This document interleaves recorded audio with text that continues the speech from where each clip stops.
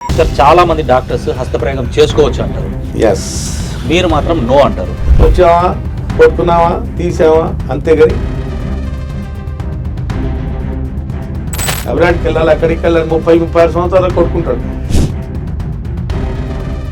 అందరూ చచ్చిపోయిన ఎలుకలా తయారైంది, సంబంధం లేదు. ఉద్యమంలో కొట్టుకుంటున్నాడు, ఉద్యమం కాదు, ఉద్యమంలో కొట్టుకుంటున్నాడు. సార్ చాలా మంది డాక్టర్స్ హస్తప్రయోగం చేసుకోవచ్చు అంటారు, ఎస్. మీరు మాత్రం నో అంటారు. దాని గురించి ఎక్స్ప్లెయిన్ చేయండి. ఇది పెద్ద కాంట్రవర్షియల్ క్వశ్చన్ నువ్వు అడిగింది. మీరు అయినది సమాధానం చెప్తాను, ఎన్నిసార్లు చెప్పి ఉంటాను, మళ్ళీ చెప్తాను.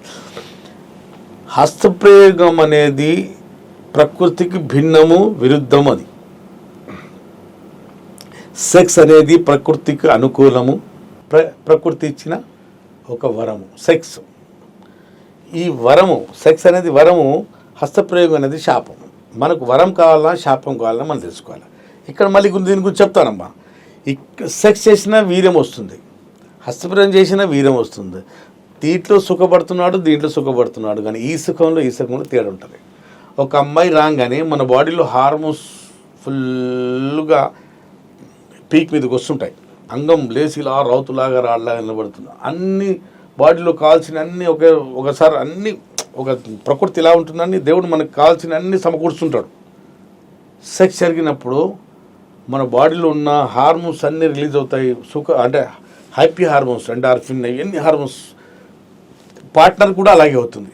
హస్తప్రయోగంలో అలా జరగదమ్మా. హస్తప్రయోగంలో మన బాడీ ఇంటిమసీ మన కోరికలు అంత పీక్ మీద వెళ్ళావు. వచ్చావా, కొట్టుకున్నావా, తీసావా, అంతేగాని సెక్స్ అంత సుఖం హస్తప్రయోగంలో ఉండదు. ఇంకోటి, ఇప్పుడు చాలామంది డాక్టర్లు చెప్తున్నారు కదా, వాళ్ళకు ఒకటే అడుగుతాను నేను, మీరు అడగండి.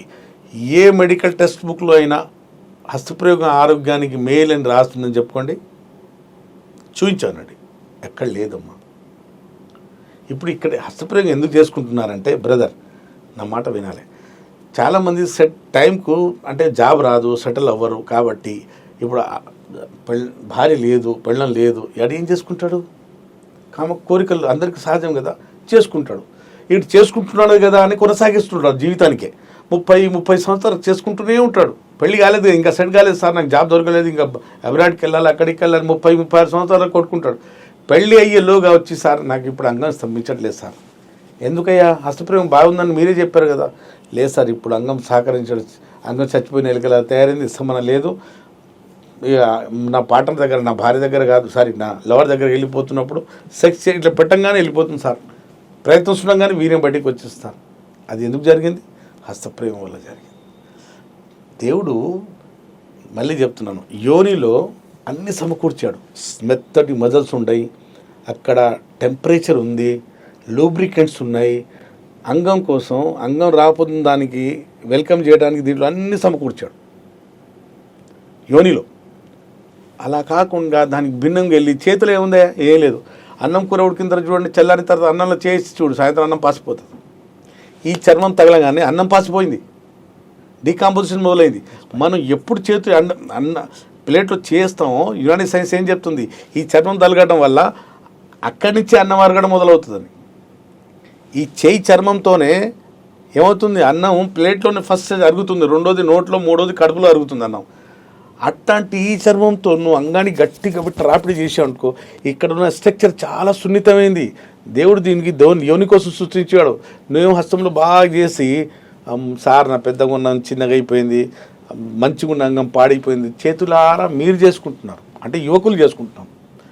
సబ్బులు అయిపోతున్నాయి. మా బాత్రూంలో పోయి కొట్టుకుంటున్నాడు ఒకడు, ఉద్యమంలో కొట్టుకుంటున్నాడు. ఉద్యమం కాదు, ఉద్యమంలో కొట్టుకుంటున్నాడు ఒకడు. మా దగ్గర వచ్చేసి ఒక్కొక్క రోజు 7 సార్లు 8 సార్లు కొట్టుకుంటాడు. ఎందుకు కొట్టుకుంటున్నాడు? కాబట్టి హస్తప్రయోగం, సెక్స్ బోత్ ఆర్ సేమ్ అని తప్పది. హస్తప్రయోగంలో నష్టం ఉంది, సెక్స్ వల్ల సుఖం ఉంది. వరము శాపం. మనకు వరం కావాలనేది సెక్స్, శాపం అనేది హస్తప్రయోగం. ఎవడు కోరుకుంటాడో వాడికి ఇబ్బందులు వస్తాయి. ఇప్పుడు నాకు కింద కామెంట్ రాయొచ్చు, తిట్లా రాస్తాం, మన ప్రేక్షకులు రాస్తారు, కొందరు చేసుకుంటారు, ఏం చేస్తారు, బూతులు రాస్తుంటారు, రాయొచ్చు. కానీ మనకు ఆరోగ్యానికి ఏది మేలని మనం ఎన్నుకోవాలి. మనకి ఏం అవసరం. డాక్టర్ నేను చెప్తున్నాను అనుకో, చాలామంది ఫ్రెండ్స్కి అడగండి. ఇప్పుడు ఒక కన్య అమ్మాయి ఉందనుకోని, అమ్మాయి బ్రెస్ట్ మిడిల్ ఏజ్లో ఉన్న అమ్మాయి ఒక లేడీ బ్రెస్ట్ ఒకేలాగా ఉంటాయా? ఉండదు. ఎందుకని? అక్కడ చేయి పడింది, ఇక్కడ చేయి పడలేదు. ఇక్కడ అంటే మిడిల్ ఏజ్ ఉన్న అమ్మాయి మీద చేయి పడింది, అక్కడ చేయి పడలేదు. కమని అమ్మాయి బ్రెస్ట్ బాగుంటుంది, ఎందుకంటే ఎక్కడ చేయి తగలడం మొదలుతుందో ఆ ఆర్గన్ పాడేయటం మొదలవుతుంది. ఉదాహరణకు చెప్పాను, నేను అంటే మనసు బాధించి క్షమించాలి, మన్నించాలి. ఉదాహరణకు చెప్పానమ్మా, ఏదైనా చెయ్యి ఎక్కువ తగలటం వల్ల ఆ ఆర్గన్ పాడవుతుంటుంది. యోని కోసం దేవుడు అంగాన్ని సృష్టించినప్పుడు నువ్వు చేతులు పెట్టుకుని జీవితం పాడు చేసుకుంటా అంటే కుదరదు.